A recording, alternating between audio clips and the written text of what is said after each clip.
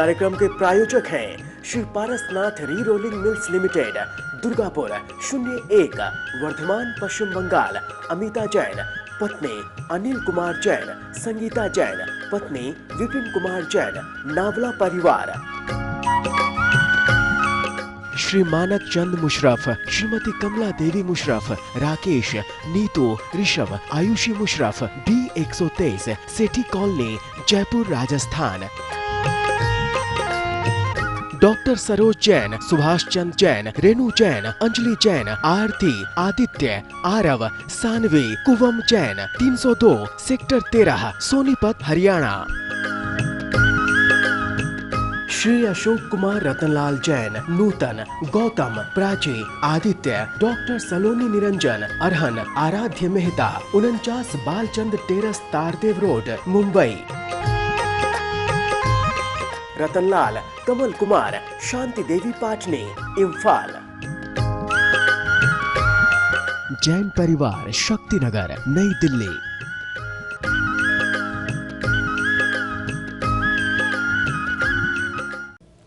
मोक्षमार्गस्य नेतारं वेतारं कर्मभूभृतां ज्ञातारं विश्वतत्त्वानां वन्दे तद्गुणलब्धये।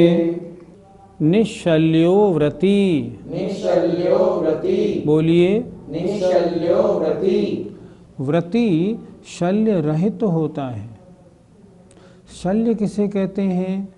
जो कांटे की तरह निरंतर चुभती रहे, निरंतर दुख देती रहे, उसे कहते हैं शल्य। व्रती कैसा होता है? व्रती शल्य रहित होता है। निश्शल्यो व्रती, अर्थात व्रती शल्य रहित होता है। शल्य कितनी होती हैं? आचार्यों ने शल्य 3 कही हैं: माया, मिथ्या और निदान। माया, अगर ठगने की प्रवृत्ति हो और उसलिए व्रतों को धारण किया हो, उसके माया शल्य होती है। जैसे एक उदाहरण पहले आपने प्रथमान योग में पढ़ा सुना होगा कि कोई चोर था, वो किन्हीं सेठ जी के मंदिर का छत्र चुराना चाहता था, तो उसने छुल्लक का वेश धारण कर लिया। अब छुल्लक का वेश धारण किया, पर किया किस लिए था? छत्र चुराने के लिए। ये माया शल्य है। ऐसे जीव के निरंतर ये बात चुभती रहती है कि कोई मुझे पकड़ तो नहीं पा रहा, मेरी चर्या ठीक तो है ना, सब लोग मुझे बिल्कुल छुल्लक मान तो रहे हैं ना। ऐसी प्रवृत्ति जो रहती है, माया शल्य है। ऐसा व्यक्ति व्रतों का पालन क्या करेगा और क्या उसकी प्रवृत्ति अच्छी होगी? माया शल्य। दूसरा, मिथ्या शल्य।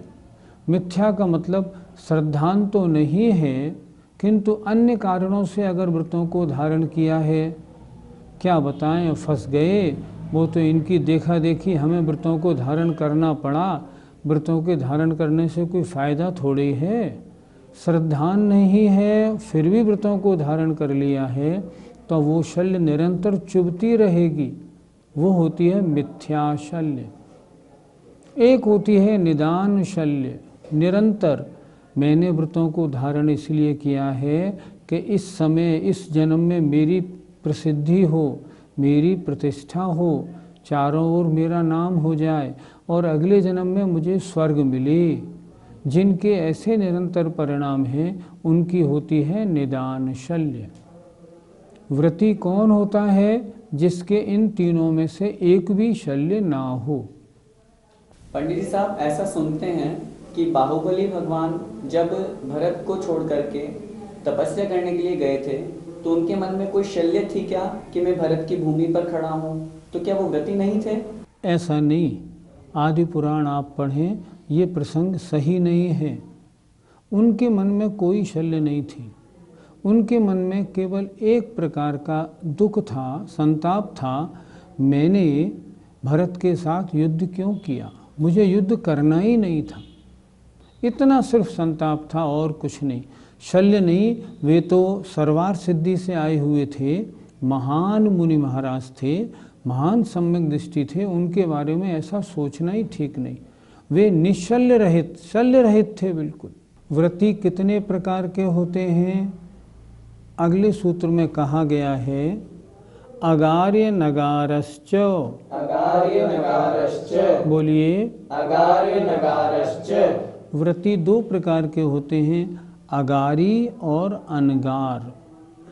अगार कहते हैं घर को, जिनका घर होता है वे हैं अगारी, और जिनका घर नहीं होता उन्हें कहते हैं अनगार।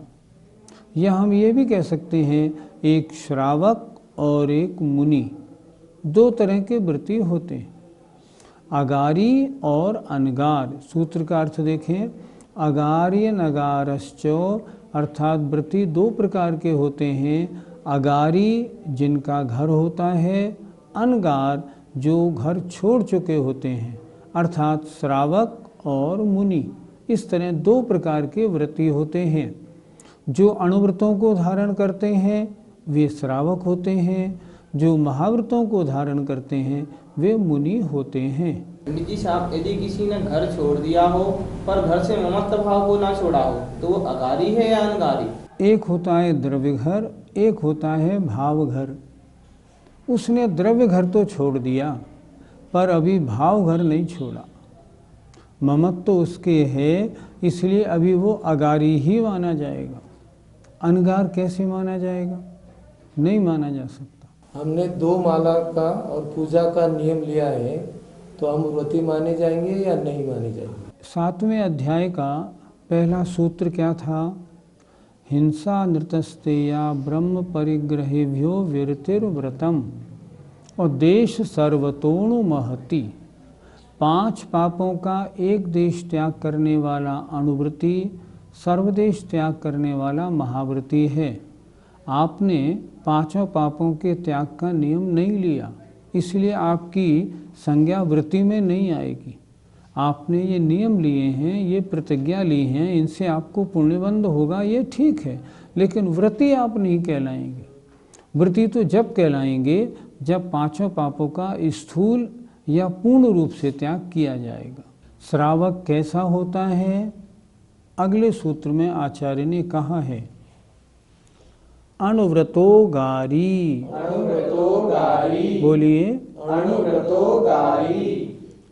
अगारी माने श्रावक। श्रावक कैसा होता है? अणुव्रती होता है, अर्थात वह पापों का एक देश त्याग करने वाला होता है। कैसे? जैसे अहिंसाणुव्रत धारण किया है। अहिंसाणुव्रत में हिंसा 4 प्रकार की होती है, संकल्पी, उद्यमी, आरंभी और विरोधिनी। इन चारों प्रकार की हिंसा में उसने संकल्पी हिंसा का त्याग किया है। अन्य 3 को करना नहीं चाहता पर मजबूरी में करता है। व्यापार करता है, घर गृहस्थी का आरंभ करता है, कोई उसके ऊपर अगर मारपीट दंगा करे तो अपना बचाव भी करता है। लेकिन उसने क्या नियम लिया है? मैं त्रस्त जीवों की संकल्प पूर्वक हिंसा नहीं करूँगा। ऐसा जीव कहलाता है अहिंसाणुव्रती। जिसने स्थूल झूठ बोलने का त्याग कर दिया हो उसे कहते हैं सत्याणुव्रती।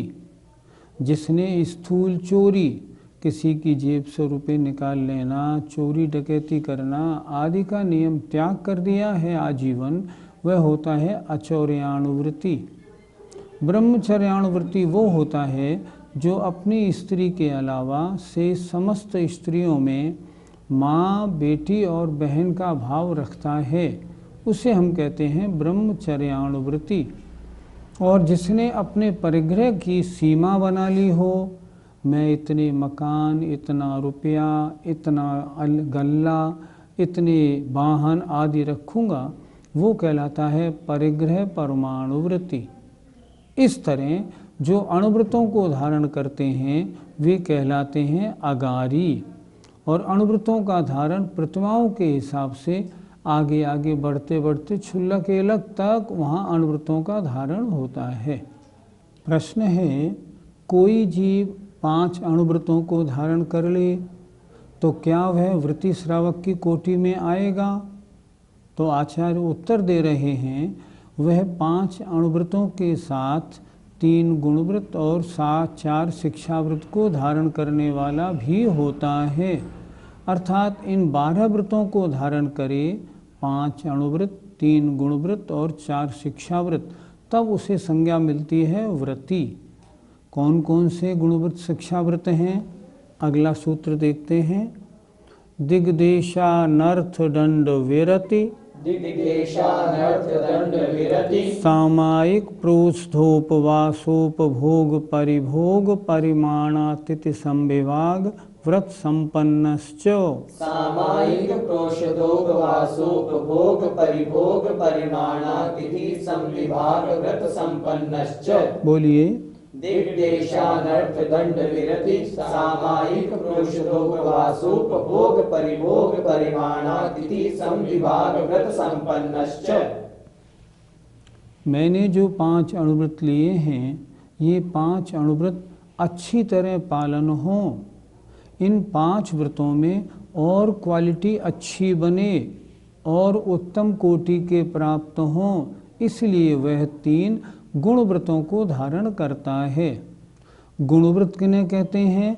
जो अणुव्रतों में और गुण प्रदान करते हों, विशेषता प्रदान करते हों।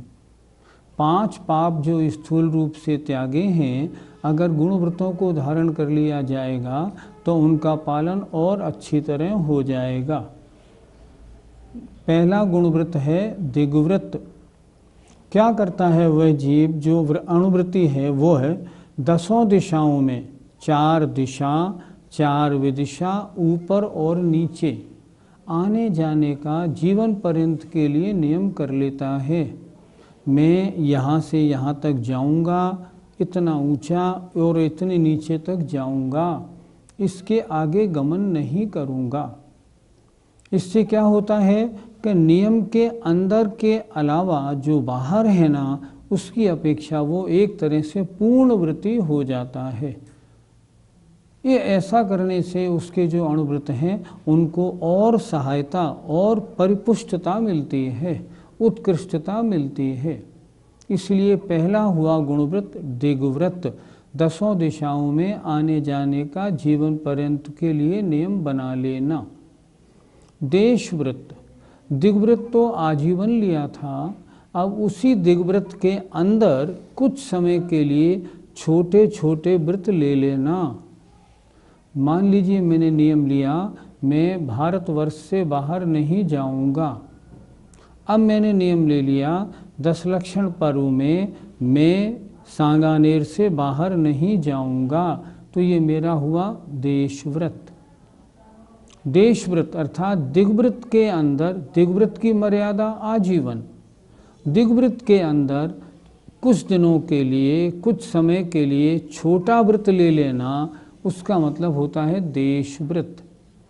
तीसरा होता है अनर्थ दंडव्रत। कुछ कार्य ऐसे होते हैं जिनसे अपना कोई कार्य सिद्ध नहीं होता, लेकिन पाप बंद हो जाता है। ऐसे कार्यों को वो छोड़ देता है, जैसे खोटा ध्यान, अपद ध्यान। अपद ध्यान का मतलब उसका बुरा हो जाए, उसके आग लग जाए, उसकी दुकान बंद हो जाए, उसका बेटा मर जाए, ये हार जाए, ये जीत जाए। ऐसे परिणाम क्यों करे? इससे कुछ होना तो है नहीं। जैसे खोटी कथाओं का सुनना, दुष्श्रुति क्यों सुने, क्यों फिल्म आदि देखे, क्यों उपन्यास वगैरह पढ़े, इससे अपना कुछ लाभ तो है नहीं। प्रमादचर्या, बैठे ठाले पेड़ की पत्ती तोड़ने लगे, जमीन खोदने लगे, नल खुला छोड़ दिया, पानी तमाम फैल रहा है, ऐसी क्रिया क्यों करे? इस तरह पापोपदेश, अन्य जीव को पाप का उपदेश क्यों दे? तुम ये खाया करो, तुम ये पिया करो, तुम इस व्यापार में ये काम और कर लो, ऐसा काम क्यों करे? ये ऐसे कार्य हैं जिनसे अपना कुछ मतलब तो बनता नहीं, लेकिन पाप बंद होता है। अनर्थ दंड, अनर्थ का मतलब जिनसे अपना कोई अर्थ सिद्ध ना होता हो, फिर भी दंड और लग जाए, इनको छोड़ने वाला होता है। सूत्र देखिए, सूत्र में तीनों शब्दों में विरति लगानी है। दिग विरति, देश विरति, अनर्थ दंड विरति। ये हो गए 3 गुणव्रत।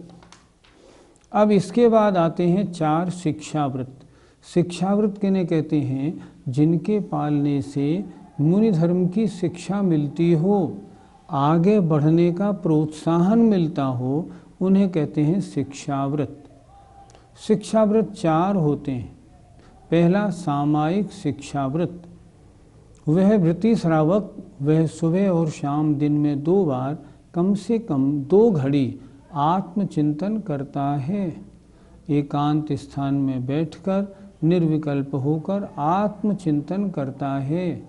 इससे क्या होता है? व्रतों के पालन में दृढ़ता मिलती है और आगे जिन कार्यों में उलझा हुआ है उनको भी छोड़ने का उसको प्रोत्साहन मिलता है। इनको छोड़ो, आगे बढ़ो। क्या बढ़ना है? मुनि बनना है। तो मुनि धर्म की शिक्षा देने वाले होते हैं शिक्षाव्रत। दूसरा होता है प्रोष्ठोवास व्रत। वह क्या करता है श्रावक? वह अष्टमी चतुर्दशी, आज जो महीने के 4 पर्व होते हैं, उन 4 पर्वों में अष्टमी चतुर्दशी को पूरा उपवास रखता है और उससे पहले और अगले दिन एकासन करता है। अर्थात सप्तमी को एकासन, अष्टमी का उपवास, नवमी का एकासन। इसी तरह चतुर्दशी को करता है। ये होते हैं 4 शिक्षाव्रत 1 महीने में होते हैं। तीसरा भोगोपभोग परिमाण या उपभोग परिभोग परमाणानुव्रत। अर्थात परिग्रह परमाणुव्रत जब लिया था अणुव्रतों में, तब अपने परिग्रह की सीमा बना ली थी। उसमें भी अब जो अपने काम में नहीं आता उसको क्यों रखूं, उसे भी हटाऊं ना। तो वो क्या करता है? नित्य 17 प्रकार के नियम लेता है। मैं आज इतने वस्त्र पहनूंगा। उसने अपने नियम में तो लिखा है मैं 3 टोपी रखूंगा, पर उपभोग परिभोग परमाण व्रत में वो नियम ले लेता है आज 1 टोपी पहनूंगा और नहीं, आज 1 धोती कुर्ता पहनूंगा और नहीं, आज मैं सवारी में चढ़ूंगा या नहीं, स्नान कितनी बार करूंगा, तेल कितनी बार लगाऊंगा, कितनी बार खाऊंगा, कितनी बार पीऊंगा आदि सबका वो नियम ले लेता है। इससे क्या होता है? जो सीमा बनाई थी उस सीमा में भी और छोटा हो जाने के कारण उसको भी समाप्त करके मुनि बनने की शिक्षा मिलती है। उपभोग परिभोग परिमाण व्रत। और चौथा होता है अतिथि संविभाग व्रत। अपने लिए जो भोजन बनाया है उस भोजन में से यदि कोई व्रती आ जाए, कोई महामुनि महाराज पधार जाए तो कितना अच्छा हो। तो वो क्या करेगा? भोजन बन जाएगा 10 साढ़े 10 बजे पहले वो द्वारापेक्षण करता है। क्या कोई मुनि महाराज पधारे हैं क्या? कोई नहीं पधारे। कोई क्षुल्लक महाराज वगैरह हैं क्या? कोई नहीं है। तो किसी व्रती को, किसी अव्रती सम्यक दृष्टि को पहले भोजन कराऊं, फिर स्वयं भोजन करूं। अपने भोजन आदि में से वह उचित विभाग करता है। किसके लिए? अतिथि के लिए। इसे हम कहते हैं अतिथि संविभाग व्रत। और जब वह भोजन कर लेता है, पहले खूब अच्छी तरह बड़े स्नेह से भोजन कराएगा, उसके बाद स्वयं भोजन करता है। अगर कोई अतिथि वगैरह न हो, आजकल तो मुनि महाराज सब जगह तो मिलते नहीं, तो अगर कोई मुनि महाराज या व्रती नहीं आने वाले हों तब क्या करेगा? तब भोजन करने बैठेगा। भोजन की बेला टाल कर लगभग 10:30 पौने 11 बजे भोजन करेगा और भोजन करने से पहले चिंतवन करके बैठेगा। मध्यलोक में जितने भी मुनिराज, आर्यिका माता जी, क्षुल्लक एलक और व्रती हैं, आज मेरे भाग्य में तो कोई व्रती मेरे यहाँ नहीं पधार सका, पर मेरी भावना है उन सबका निरंतराय आहार हो। ऐसी भावना करके फिर आहार ग्रहण करेगा। अगर ऐसा करता है तो उसके अतिथि संविभाग व्रत होता है। सूत्र में क्या लिखा है? उपभोग परिभोग परिमाण अतिथि संविभाग व्रत संपन्नश्च। अर्थात वह वृत्ति श्रावक जो है इन 7 से 3 गुणव्रत और 4 शिक्षाव्रतों से भी संपन्न होता है। इनसे भी संपन्न होना, गुणव्रत और शिक्षाव्रतों को धारण करना है, और इस तरह वह श्रावक 12 व्रतों का धारी कहलाता है। सामायिक करने वाले श्रावक को उस समय के लिए आचार्यों ने मुनि के समान कहा है, चेलोपसृष्ट मुनिरिव। तो क्या उस समय उस श्रावक का गुण स्थान 6वां 7वां माना जाएगा? उस समय गुण स्थान उसका 5वां ही रहेगा। आचार्यों ने कहा है उपचार से मुनिवत है। उपचार किसे कहते हैं? मुनि नहीं है पर मुनि जैसा है। तो मुनि जैसा होने के कारण, उपचार से महाव्रती तुल्य होने के कारण उसको कहा है उपचार से महाव्रती, लेकिन वास्तव में गुणस्थान 5वां ही रहेगा। इस सूत्र में एक शब्द और ध्यान देने योग्य है, उपभोग परिभोग परिमाणातिथि संविभाग व्रत संपन्नश्च। यहाँ च क्यों दिया? च का मतलब होता है वह अंतिम समय में संलेखना करने वाला भी होता है। उस च को आचार्य ने स्वयं अगले सूत्र में व्याख्या कर दी है। देखिए, मारणांतिकीम सल्लेखनाम जोशिता। मारणांतिकीम सल्लेखनाम जोशिता। बोलिए, मारणांतिकीम सल्लेखनाम जोशिता। मारणांतिकीम अर्थात मरणांत उपस्थित हो जाने पर, जब ये विश्वास हो जाए अब ज़्यादा समय जीवन शेष नहीं है, तो ऐसे मरणांत उपस्थित होने पर सल्लेखनाम संलेखना को जोशिता प्रीतिपूर्वक, बड़े प्रयत्नपूर्वक, बड़े उत्साहपूर्वक धारण करने वाला होता है। वो क्या सोचता है, मैंने जीवन भर जो भी धार्मिक कार्य संपन्न किए, अपनी इस पर्याय का मैंने जो भी अच्छा कार्य, अच्छा काम में लगाने का कार्य किया, अब उसकी परीक्षा का समय आया है। अब मरणांत उपस्थित है, अतः मैं विधिवत संलेखना करूँगा। कोई व्यक्ति कोमा में आ गया हो और अंत समय में अगर उसके कपड़े उतार दिए जाएं, तो क्या उसकी संलेखना मानी जाएगी? वर्तमान समय में ऐसा देखा जा रहा है, क्या माने? आप खुद सोचो, हमसे क्यों पूछते हो? अंतिम समय उसका हो चुका, अब उसको ज्ञान नहीं रहा, विवेक नहीं, समझ नहीं, अब उसको चाहे कपड़े उतारो, उसके परिणामों में क्या अंतर आना? होना क्या चाहिए, जब अंतिम समय निकट आ जाए, मान लो किसी जीव को कैंसर हो गया है, डॉक्टर ने कह दिया अब आप लाइलाज हैं, 10-5 दिन का जीवन है, आपको जो करना है वो करें। तुरंत निर्यापकाचार्य के पास जाएं और उनसे कहें भगवान अब मेरा समय थोड़ा रह गया है, मुझे मुनि बना दो। सुना है हमने और पढ़ा भी है कि जब तक वह जीव मुनि अवस्था धारण करने के बाद स्वयं 2 दिन तक आहारचर्या करने न जाए, उसकी मुनि अवस्था में समाधि मानी ही नहीं जाएगी। कम से कम 2 दिन उसे खुद अपना केशलोच करना चाहिए और 2 दिन उसे चर्या करनी चाहिए, आहार लेने स्वयं जाएगा तब मानी जाएगी। व्रत और नियम दिलाए जाते हैं जब होश आभास ठीक हो। जब होश ही नहीं है, आप उसका केशलोच कर दें, कपड़े उतार दें, उससे क्या फ़र्क पड़ना है? फिर भी नुकसान तो नहीं है ना। मतलब हो सकता है इस बहाने से उसके कोई परिणामों में वैराग्य आ जाए, अतः करने में आपत्ति नहीं, पर ये उचित नहीं है, पहले ही ये कार्य होना चाहिए। आज हमने क्या पढ़ा? आज हमने पढ़ा वृत्ति 2 प्रकार के, श्रावक और मुनि। श्रावक जो होते हैं और मुनि जो होते हैं शल्य रहित होते हैं।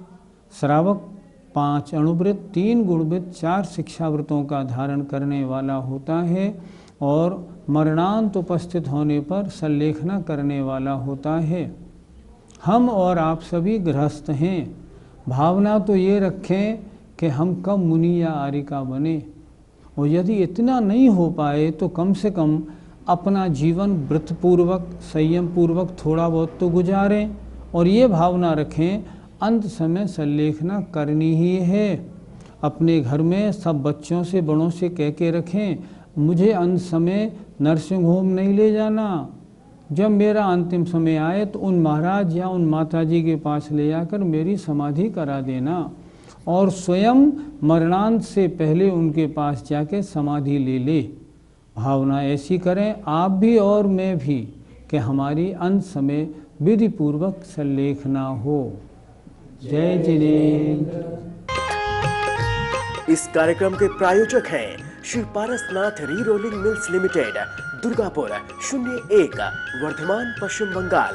अमिता जैन, पत्नी अनिल कुमार जैन, संगीता जैन, पत्नी विपिन कुमार जैन, नावला परिवार। श्री मानक चंद मुशरफ, श्रीमती कमला देवी मुशरफ, राकेश, नीतू, ऋषभ, आयुषी मुशरफ, B123, सेठी कॉलोनी, जयपुर, राजस्थान। डॉक्टर सरोज जैन, सुभाष चंद जैन, रेणु जैन, अंजलि जैन, आरती, आदित्य, आरव, सानवी, कुवम जैन, 302, सेक्टर 13, सोनीपत, हरियाणा। श्री अशोक कुमार रतनलाल जैन, नूतन, गौतम, प्राची, आदित्य, डॉक्टर सलोनी निरंजन, अरहन, आराध्य मेहता, 49 बालचंद टेरस, तारदेव रोड, मुंबई। रतनलाल, कमल कुमार, शांति देवी पाटनी, इम्फाल। जैन परिवार, शक्तिनगर, नई दिल्ली।